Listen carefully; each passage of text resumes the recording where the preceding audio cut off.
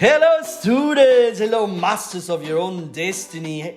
Oh my God. Happy to have you over. Happy to have you back here from Suarez Basement. Your company means the world to us. And talking about company, guess what? We're looking for you and for you and for you and for students everywhere that are interested in the fields of communication, media, and the arts, and who want to co-host episode from Suarez Basement with me.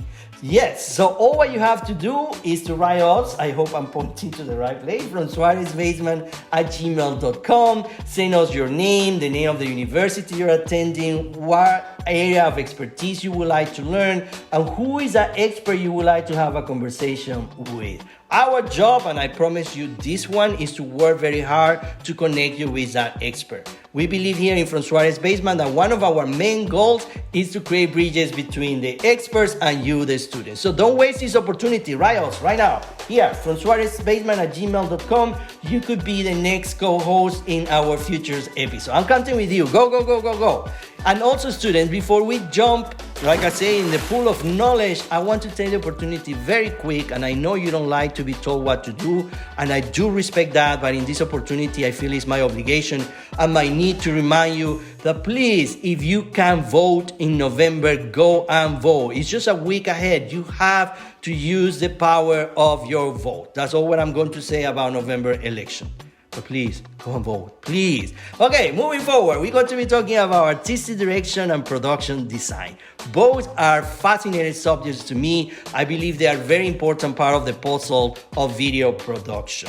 I always ask my students, and hopefully they listen to me, what are we in the business of? And the answer should be, or they should answer to me, in the business of make-believe. And it is true. You can have a great movie and a great TV show, for example, with great direction, good actors, great characters, a very well-developed storyline or plot. But if the universe where that story is taking place doesn't feel real to me, guess what? I'm out. You lost me totally. And if it's a show out there that have proved over and over and over again the importance of production design to create that idea of make-believe, is Game of Thrones, which I'm a huge fan. So I cannot believe we have today Game of Thrones production designer, the one and only Deborah Riley is in the house.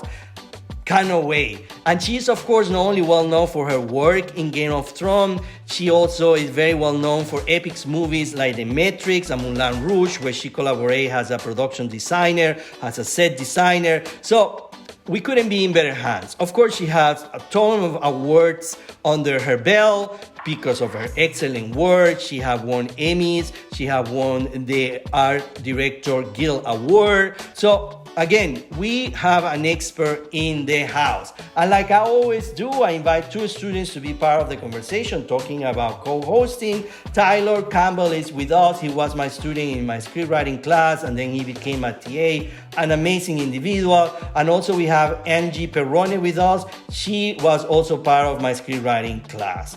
They are both actually in LA now, pursuing their careers in video production and in script writing. And I cannot wait to see what the future has for them, because I think they both have a very bright future ahead of them. So guys, let's start our show right now with Deborah Riley. Thank you for being here. Remember, this is a video podcast created especially for you, the student. Here we go.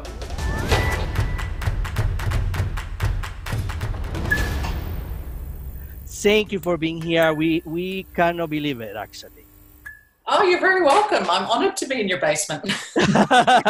Well, thank you so much. Okay, guys, so can you introduce yourself? I know you guys very well, of course. You were in my script writing class, but I want to give you the opportunity to introduce yourself to Deborah.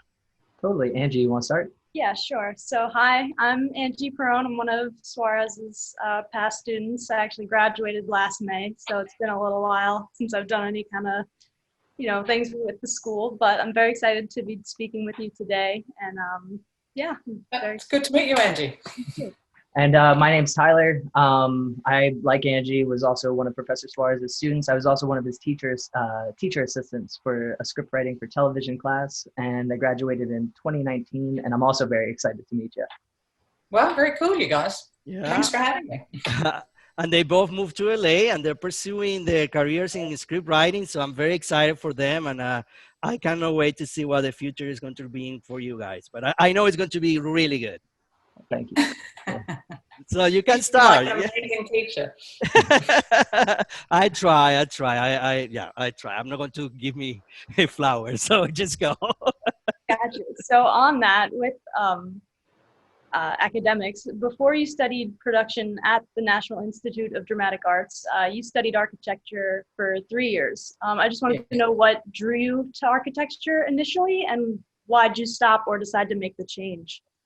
It was interesting actually because I could always draw, as in sort of draw, and but I was also quite academic, and architecture is a good mix between sort of art and science, and it's a really, it's one of the classical subjects, so a degree in architecture was never going to hurt. And it was, for me, I mean, at the time that I started architecture, I had every intention of being an architect, but 3 years into it, realized that I really didn't love it like other people loved it in the class, or at least loved it in a different way. And it was about that time that my grandmother actually said to me, "You're drawing too many straight lines," because, they were used to seeing me draw obviously freehand. So it was a really kind of amazing piece of information or observation that she gave me. And and then it sounds really kind of strange to talk about now, but I didn't know that there was a profession called production design. I had no idea. And I saw a movie called Batman Returns, and that was with a bunch of friends and I when we went to see the Tim Burton movie. And I just thought, who does that? And and like Professor Suarez was saying, I mean, this was a time before the internet. So I went back to my old high school and I got out the career guides and I looked up set design, and I saw that you could study it at the National Institute of Dramatic Art. So I studied it there, but still with the intention to go back to architecture. But that obviously never happened. Gotcha. And would you say, like, I know, like, so for instance, with my writing, I kind of started with screenwriting, and I started kind of digging into, like, well, what do I like about screenwriting? Like, what's the main thing? And I went to New York Film Academy. And I think that I credit that with a lot of helping me to figure out, like, structure and how to, like, tell a story and stuff. Would you credit NIDA with the same kind of thing and helped you kind of understand principles? Yeah, I think I credit architecture with just sort of helping me understand, like, the fundamentals of design, if you know what I mean. And then, like, what makes good design. And then when I went to NIDA, I think the thing that it teaches you is not only like a work ethic and a really strong work ethic, but also just about dramaturgy and acting, and not that there were any acting classes, but just to get you in an environment where you were surrounded by, all of the tools of the trade, the tech subjects, the subjects that, the actors were doing, the props, the stage managers, the costume designers, that sort of thing. So it got me in an environment. Don't really think about as an architect. No, exactly. So it got me in an environment where I was surrounded by these people. And it was an extraordinary thing to realize that I was part of a team. And I think I really loved that, and in a really immediate environment. And so suddenly I was building things way before my friends who were still studying architecture, even though they were just, temporary sets or whatever. Gotcha. And I kind of looked into the program a little bit. I don't know if it was the same when you were going there. You had to design, like students would put together, like, plays and stuff, and then it would be up to you to design those sets? Yeah, exactly. So they had, it was an extraordinary course because they have their play productions every year. So the students would put those plays on and they would be open to the public.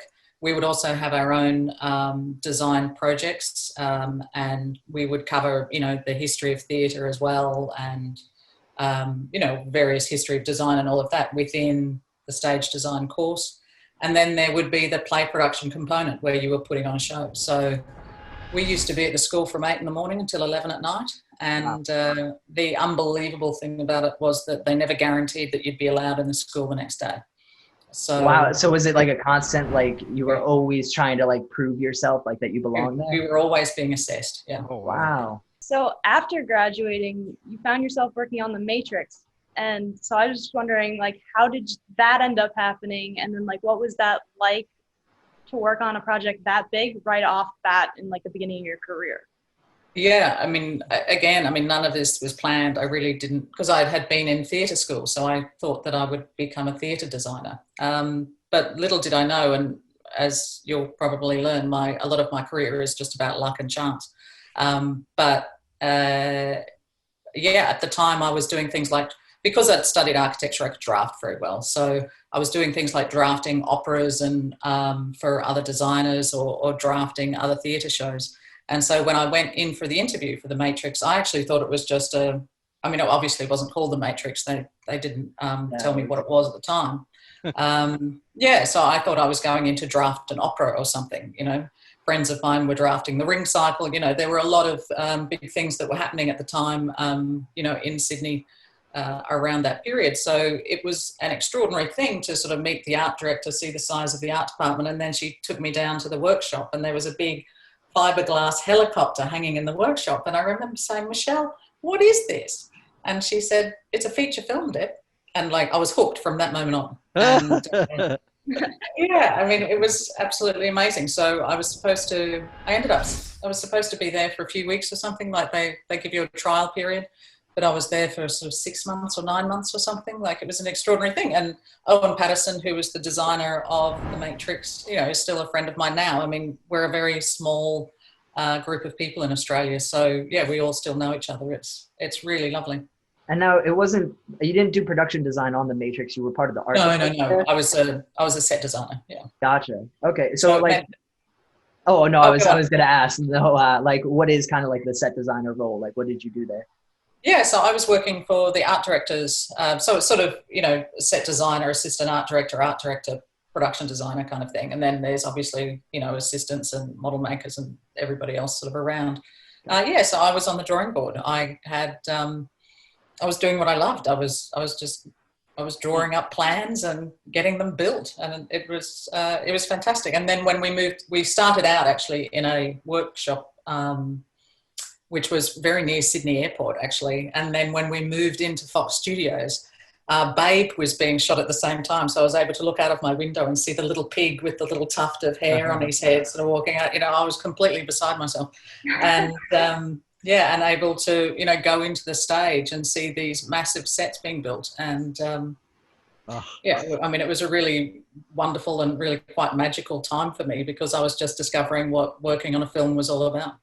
So how much control as a production designer do you have over picking the projects that you want to work on? Because I know with writers and actors, it's they get the agents and the agents kind of filter through for them. For you, is it similar, or do you search for projects that you want to work on?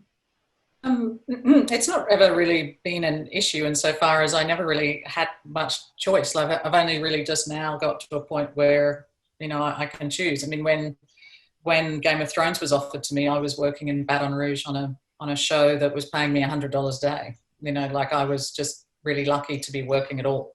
So when I was offered to interview for Thrones, I certainly wasn't in a position to say no, not that I would have anyway.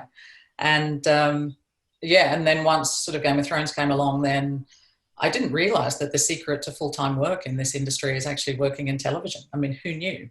And so then there was another 5.5 years there, and then I worked with Lucasfilm for another year, and now I'm back with HBO. And it's just all about working with your friends as well, as far as I can tell. I've made some really, really close friendships and working relationships on Game of Thrones, and I'm just not ready to let all that go yet, if you know what I mean. It's really great when you find a group of people that you work well with, and I would follow them to the end of the earth, no matter what they're doing. And Deborah, I do have a question. You receive a script. Let's say the first project is a script, is a movie. What, if you could do a resume very, very briefly, what are your first 5 steps that you do when you receive a script? So first of all, usually for me, in this television stuff anyway, you receive an outline first. Mm-hmm. So go through and read the outline, and the outline would have within it everything that is contained within a scene. It might not have all of the dialogue word for word, but it certainly has where it is set and, the basic action that's going to happen within a scene. Then it would be about talking with the showrunners, see if there's anything specific that they want to reference or any particular tone or feeling that they want to establish. And then the producers and myself would always sit down and work out whether what was within that outline, like break it down into locations and stage shoots, like this is a location, this will be on stage, where on stage, all of that sort of stuff. Just break it down into, a really broad idea of where we might be. And then actually go out and scout and look for those things that we've deemed locations. And sometimes they are locations, and then sometimes the locations that you find are so far away from what you were picturing, you realize it's going to have to be a build of some sort or whatever. Like, there's a lot of malleability in there. And then, so from there, you've been out on locations, you come back to the art department and start briefing the art directors and the rest of the art department on what you found. And then start finding all the references, start finding all of those sort of pieces of inspiration that'll see you through the next months, and, and then start working with the team. So that was the first thing that we did. How important was research, for example? Because I believe research is a very important part of the process, especially when you're doing shows like, Game of Thrones or Moulin Rouge, the movie. How much do you go and do research before you start creating this universe in your mind? Yeah, you're only as good as your research. So I used to do a ton of research and also present that research to the showrunners and directors, and just make sure that I was thinking the right way about the scene, thinking the right way about the way they wanted to shoot it, speak to the cinematographers about anything in particular that they were thinking, just try and get the team in a discussion as early as possible. So often you won't have a design, but you will have research. So you can kick the conversation off that way. Right. And then it's a really great and wonderful tool to be able to have. My walls were just covered in it, my office walls. So it was very, very useful for us. And I think one of the secrets actually to the show was just that we did really good research. So research, and one of the things that I think was amazing and really pulled me into Thrones was the fact that it kind of had this modernistic take, but it was set in this fantasy world. And I think one of the coolest things to ever see was that first shot of going into the House of Black and White, the atrium, with all the different gods, respectively, placed throughout the room and stuff like that. And now, would you have gone to the books, or was that more something that was in the script and detailed, or how did that kind of creating the atrium go about? Yeah, I mean, the great thing about the show was that we had David and Dan, who were responsible for taking the books and interpreting that for us into the script. So David and Dan were always the reference points. If ever I had any questions, just go straight to them. And so something like the atrium, the House of Black and White, the Hall of Faces, they were all references of Indian architecture. The Hall of Faces was, there was the Ellora Caves in India, and there was the Temple of 10,000 Buddhas in Hong Kong. And when you put the two of those together, you've kind of got the Hall of Faces. So, and the atrium was similar Indian style reference. So you must have designed 3-4 throne rooms now with Dragonstone. You had Marine. Do you do a lot of character research before and then try to make that throne room fit the character, or do you again Dragonstone had that history with just Targaryen lineage? It didn't necessarily need to fit Daenerys, but. Yeah, I mean, one of the subjects that I studied when I was in architecture school actually was called Behaviour and Environment Studies. Mm-hmm. And that essentially is the psychology of space and how a space makes you feel. It's not, I talk a lot about when I'm with the art department and with the directors, I talk not necessarily about what the space looks like, but how the space feels. And so I want an audience to actually feel what the character feels when they walk into that space as well. So the homecoming of Daenerys into Dragonstone was obviously a huge moment for her. So I wanted, the power and the history of her family to be, written into that space. And that was something that we worked very hard on. And, even when she went into Marine or whatever, the fact that she'd been in all these camps and finally, she was seated in a proper, heavy, monolithic throne room. I mean, that must have been an extraordinary moment for the character. So we often talk about, as I say, what what it feels like in addition to what it looks like. And I hope that advances the storytelling as well. Going back, what was like in season 4, what was like the first really challenging set that you remember working on? And then out of all of them, what would you say was your favorite set to design? Season 4 was really hard because, as you can imagine, I wasn't, there was nothing on paper that actually said that I could do the job. I mean, I was very nervous the entire time, as you can imagine. And I inherited a whole crew from the show, and it was sort of myself, and I was allowed to bring one other person. So I brought the supervising art director, Paul Giordani, with me. So it was Paul and I who were new in this big sort of sea of people on this show that was increasingly popular. So there was an awful, awful lot of pressure. And the first set that we built was the Bank of Bravos. So that felt like a real departure in terms of what it looked like. And, you know, the references that it had, they were very, very different to the sort of medieval Mediterranean architecture of King's Landing that the show had seen before. But I don't think it was until we built the Marine Audience Chamber and Danny's penthouse that finally everyone thought she's going to be okay. And and I think it was probably at that point as well that I thought this is going to be fine. Because I remember being taken through the sets when I first arrived and being taken up to Castle Black. And Castle Black was built in an abandoned quarry in this blustery, cold cliff face that faced out to the Irish Sea. And it was freezing up there. And I remember being up there with the location manager at the time, and the blood literally drained out of my body and out of my toes. It was just, I just thought, these people are mad. Like, this is unbelievable. You know, you were in this like completely 360-degree set with this working lift using real timbers. There was a working forge, you know, and Castle Black was as real as any other place I had been. And I thought, this is too much. And the location manager grabbed me by the shoulders and he just said, "You're going to be fine." And, I'll never forget that moment. He still talks about it too.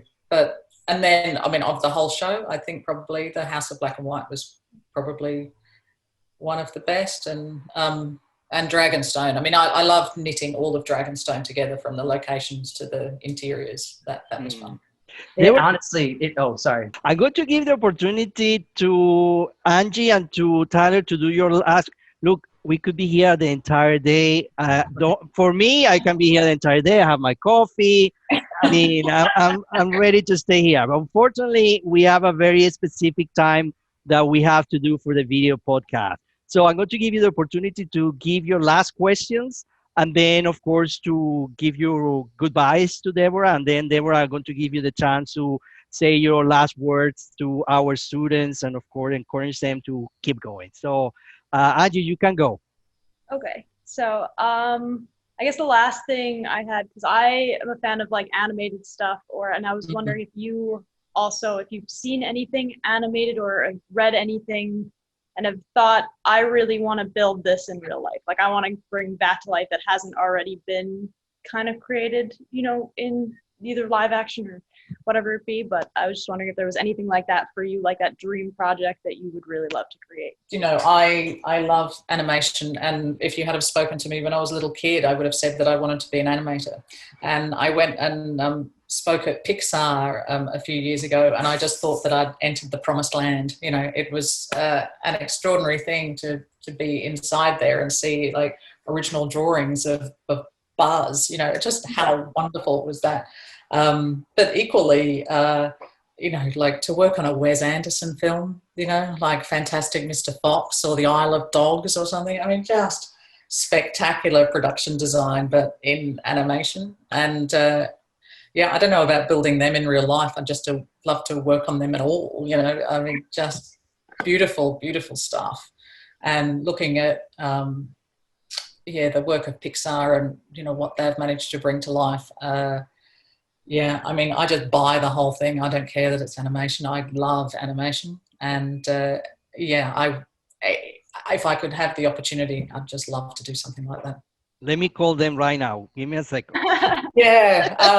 Please do. Oh, I mean, it would just be like my dream thing. I'd love it.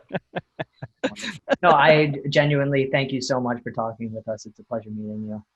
No, thanks for your time, Tyler, and thank you, Angie, as well. Like, it's a real pleasure for me to be able to do this sort of thing. So you're very welcome.